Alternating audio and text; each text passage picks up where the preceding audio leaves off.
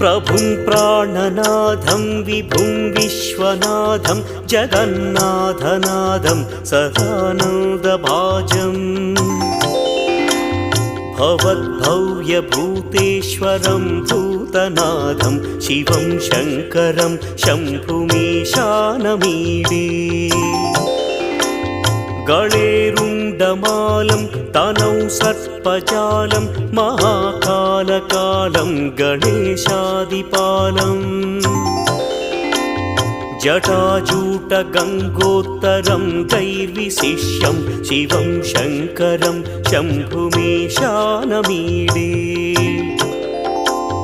मुदामाकरं मण्डनं मण्डयन्तं महामण्डलं भस्मभूषाधरन्तम् अनादिं ह्यपारं महामोहमारं